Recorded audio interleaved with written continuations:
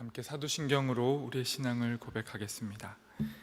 나는 전능하신 아버지 하나님 천지의 창조주를 믿습니다. 나는 그의 유일하신 아들 우리 주 예수 그리스도를 믿습니다. 그는 성령으로 잉태되어 동정녀 마리아에게서 나시고 본디오 빌라도에게 고난을 받아 십자가에 못 박혀 죽으시고 장사된 지 사흘 만에 죽은 자 가운데서 다시 살아나셨으며 하늘에 오르시어 전능하신 아버지 하나님 우편에 앉아 계시다가 거기로부터 살아있는 자와 죽은 자를 심판하러 오십니다.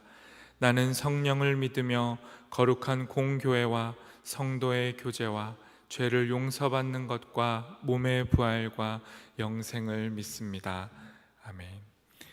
다 함께 찬송가 333장으로 주님을 찬양하겠습니다.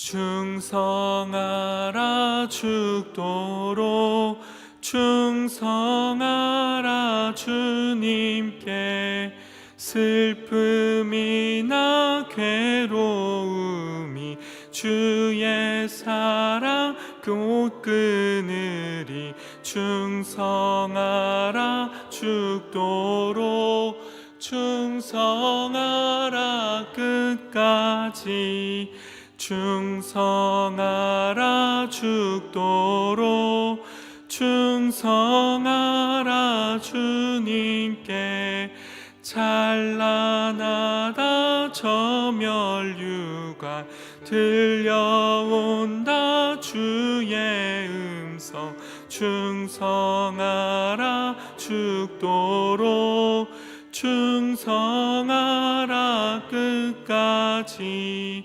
충성하라 죽도록 충성하라 주님께 항상 내가 힘쓰오니 주님 나를 도우소서 충성하라 죽도록 충성하리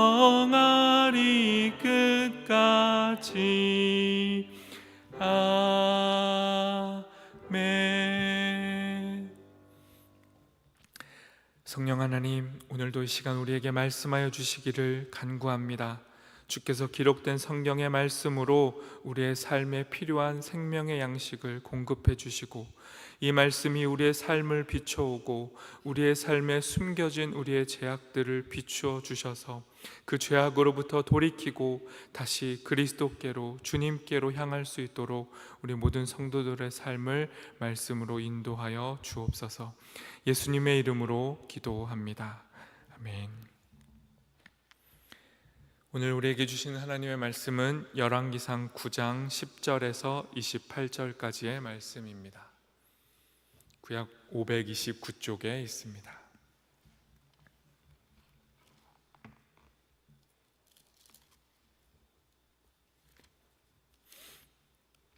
저와 여러분이 한 절씩 읽고 마지막 절은 함께 읽도록 하겠습니다. 제가 먼저 하나님의 말씀을 읽습니다. 솔로몬이 두 집 곧 여호와의 성전과 왕궁을 20년 만에 건축하기를 마치고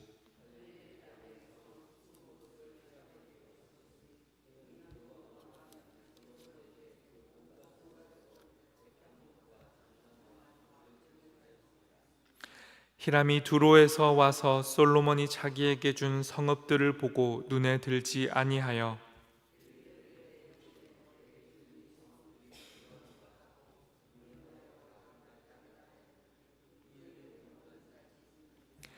히람이 금 120달란트를 왕에게 보내었더라.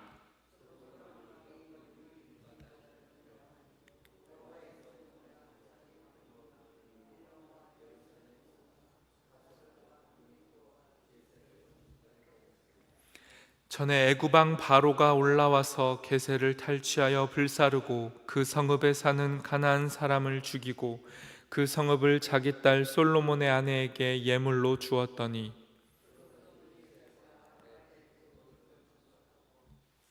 또 바알랏과 그 땅의 들에 있는 다드몰과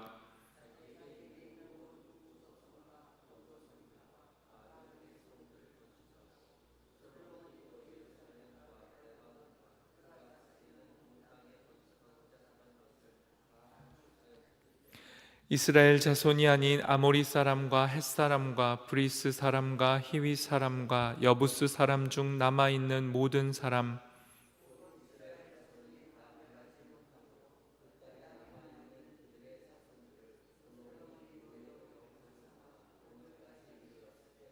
다만 이스라엘 자손은 솔로몬이 노예를 삼지 아니하였으니 그들은 군사와 그 신하와 고관과 대장이며 병거와 마병의 지휘관이 됨이었더라.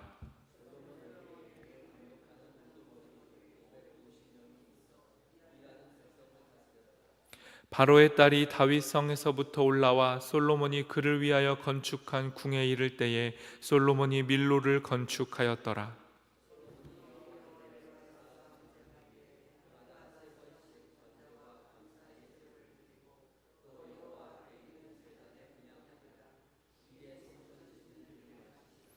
솔로몬 왕이 에돔 땅 홍해 물가의 엘롯 근처 에시온 게벨에서 배들을 지은지라.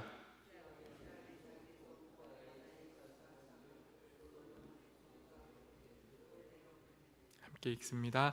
그들이 오빌에 이르러 거기서 금 420달란트를 얻고 솔로몬 왕에게로 가져왔더라.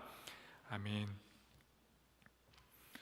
오늘의 본문은 성전과 궁궐의 건축을 마친 솔로몬이 추가로 건축 사업을 일으킨 일들을 보여주고 있습니다. 수많은 성읍들을 요새화하고 무역을 통해 나라의 힘을 기른 일, 솔로몬의 추가되는 업적에 대한 일들을 기록하고 있습니다. 경제, 외교, 국방 모든 면에서 솔로몬이 이룬 성공적인 모습을 보여주고 있는 겁니다. 하지만 오늘의 말씀들 안에는 이 성공들 뒤에 가려진 어두운 그림자들, 순종의 모습 이면에 감춰진 불순종의 씨앗들, 솔로몬의 빛과 어두움을 동시에 보여주고 있습니다. 하나님께서는 앞선 말씀인 열왕기상 9장 7절에서 이미 말씀하셨습니다. 하나님의 백성이 하나님과 하나님의 말씀을 벗어나 다른 신들을 섬기게 된다면, 하나님보다 다른 것들을 우선하게 된다면 지금 눈앞에 펼쳐지고 있는 이 화려한 성전이라 할지라도 가감없이 던져버리겠다라고 경고하셨습니다. 또 신명기 17장에서는 이스라엘 왕이라면, 특별히 많은 권위와 권력을 갖춘 왕이라면 하나님 앞에서 경계해야 한다라고 미리 말씀하셨습니다. 과도한 부를 축적하지 말고 그 부가 하나님을 가리울 수 있으니 겸손히 행하라고 말씀하셨습니다. 많은 병마, 군사력을 너무 많이 갖지 말고, 아내들을 너무 많이 곁에 두지 말고, 이방 여인들과 결혼해서 그 힘을 기르려 하지 말고, 은과 금을 많이 쌓지 말라고 분명하게 경고하셨습니다. 이 모든 일들은 하나님보다 다른 것들이 높아질 것에 대한 경고였습니다. 하지만 성전 건축을 마치고 솔로몬이 이룬 업적들 안에는 이 하나님의 경고를 어긴 불순종들의 씨앗이 가득 담겨져 있었습니다. 이에 대한 말씀을 오늘 함께 살펴보겠습니다. 먼저 솔로몬은 성전 건축에 가장 큰 도움을 줬던 히람에게 갈릴리 땅 성읍의 20곳을 선물로 건네줍니다. 솔로몬이 히람, 이방 왕이었던 히람에게 어마어마한 빚을 진 것은 분명합니다. 그럼에도 한 나라의 왕이 자신의 국가의 일부를 이방인에게 내어준다는 건 적절치 못한 행동이었습니다. 이스라엘의 북부 지역이었던 갈릴리 땅을 히람에게 주므로 이 지역의 백성들까지도 이방인에게 넘겨준 행위가 돼버린 겁니다. 그리고 이 때문에 훗날 이스라엘이 남과 북으로 갈려지는데 반목의 불씨가 되기도 했습니다. 12절과 13절을 제가 읽어보겠습니다. 히람이 두로에 와서 솔로몬이 자기에게 준 성읍들을 보고 눈에 들지 아니하여 이르기를 내 형제여 내게 준 이 성읍들이 이러한가 하고 이름하여 가불 땅이라 하였더니 그 이름이 오늘까지 있느니라. 심지어 솔로몬은 외교적인 면에서 자신이 잘 대우했다라고 생각하고 히람에게 준 이 땅을 히람은 가불이라고 불렀습니다. 불모지라는 뜻입니다. 쓸모없는 땅이라고 이 솔로몬이 준 것을 마음에 들어 하지 않았습니다.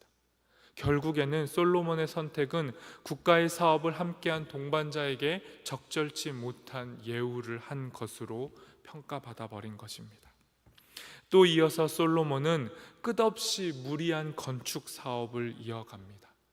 15절 말씀 제가 읽겠습니다. 솔로몬 왕이 역군을 일으킨 까닭은 이러하니 여호와의 성전과 자기 왕궁과 밀로와 예루살렘 성과 하솔과 무깃도와 게셀을 건축하려 하였습니다. 19절 말씀도 읽어보겠습니다.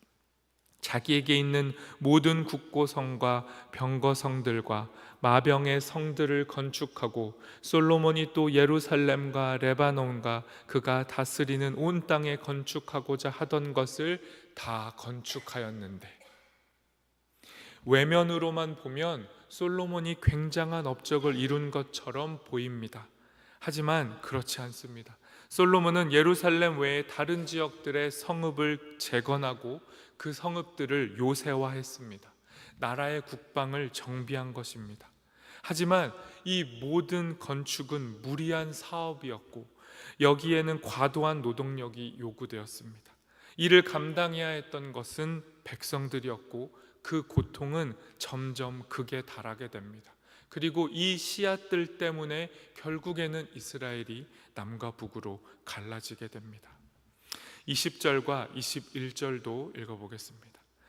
이스라엘 자손이 아닌 아모리 사람과 헷 사람과 브리스 사람과 히윗 사람과 여부스 사람 중 남아있는 모든 사람 곧 이스라엘 자손이 다 멸하지 못함으로 그 땅에 남아있는 그들의 자손들을 솔로몬이 노예로 역군을 삼아 오늘까지 이르렀으되, 이 과도한 노동력에 솔로몬이 동원한 사람들은 이스라엘 안에 남아있었던 가나안의 족속들, 그들의 자손들, 그들을 노예로 삼았다라고 말씀합니다. 그런데 사실은 솔로몬은 이 이방인들을 동원했을 뿐만 아니라 자국민들도 노역에 동원했습니다. 그렇게 솔로몬은 하나님 앞에서 훗날 불순종의 불씨가 될 일들을 자행했던 겁니다. 그래서 오늘 20절과 21절 말씀에는 굳이 남아있는 이 사람들, 노동력으로 착취되었던 사람들을 남아있는 모든 사람, 남아있는 그들의 자손이라고 표현했습니다. 이 표현 안에는 이스라엘이 본래 가나안 족속 이방인을 그들의 땅에서 모두 내어보내야 했는데 그렇지 못하고 이들의 역사 속에서, 솔로몬의 조상 때부터 그들의 역사 속에서 불순종이 이어져 왔음을 보여주고 있는 것입니다. 이 불순종의 씨앗들이 하나하나 쌓여서 결국에는 이스라엘을 갈라놓았던 겁니다. 25절 말씀도 제가 읽어보겠습니다. 솔로몬이 여호와를 위하여 쌓은 제단 위에 해마다 3번씩 번제와 감사의 제물을 드리고 또 여호와 앞에 있는 제단에 분향하니라. 이에 성전 짓는 일을 마치니라. 이 본문 25절 앞뒤로 계속해서 불순종의 씨앗들이 나열되고 있는데 그 가운데에 예배하고 있는 솔로몬의 모습을 집어넣고 있습니다.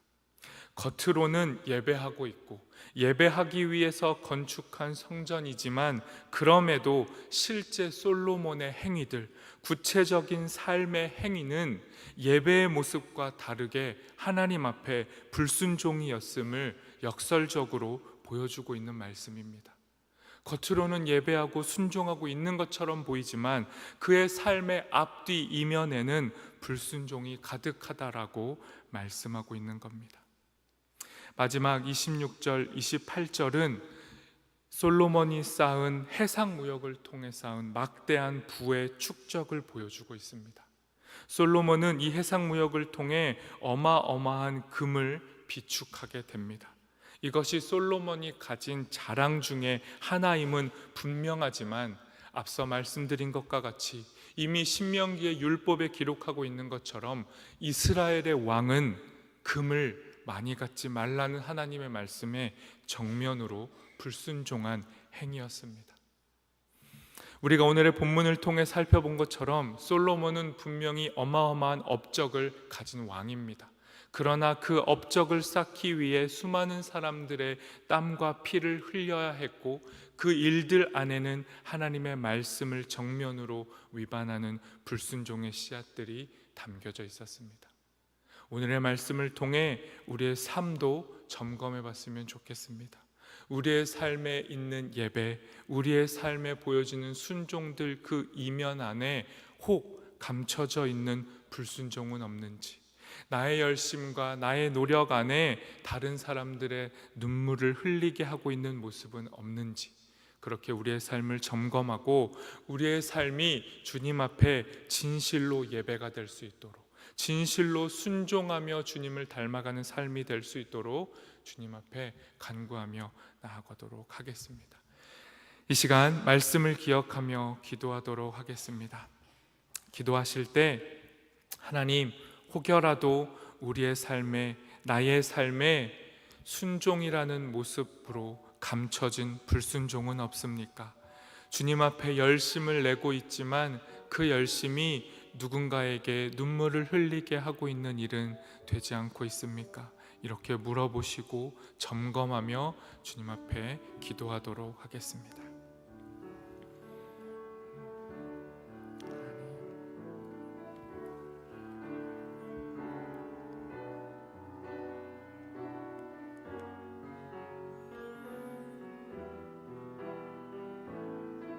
하나님, 우리의 삶은,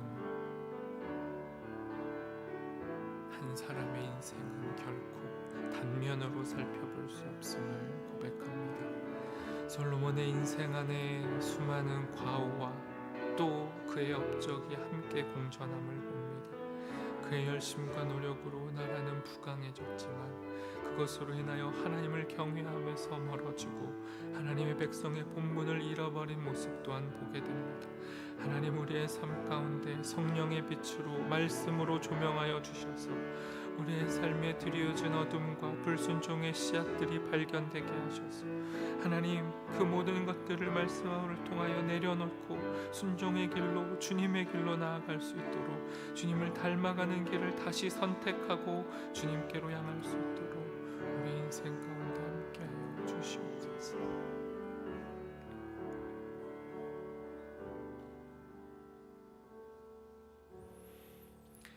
하나님, 솔로몬의 삶을 통하여 한 사람의 삶이, 한 사람의 신앙 안에 빛과 어둠이 함께 있음을 보았습니다. 하나님, 혹 우리의 삶에도 주님 빛과 어둠이 공존하고 있다면 주님의 말씀으로, 성령의 빛으로 우리의 삶을 조명하여 주셔서 우리의 삶의 빛은 더욱더 강하게 비춰지고 어둠은 사그라들 수 있도록, 우리가 그 어둠의 씨앗들, 불순종의 씨앗들을 버리고 순종의 자리로 계속해서 나아갈 수 있도록 우리의 삶을 이끌어 주시옵소서. 예수님의 이름으로 기도합니다. 아멘. 하늘에 계신 우리 아버지, 아버지의 이름을 거룩하게 하시며 아버지의 나라가 오게 하시며 아버지의 뜻이 하늘에서와 같이 땅에서도 이루어지게 하소서. 오늘 우리에게 일용할 양식을 주시고 우리가 우리에게 잘못한 사람을 용서하여 준 것 같이 우리 죄를 용서하여 주시고 우리를 시험에 빠지지 않게 하시고 악에서 구하소서. 나라와 권능과 영광이 영원히 아버지의 것입니다. 아멘.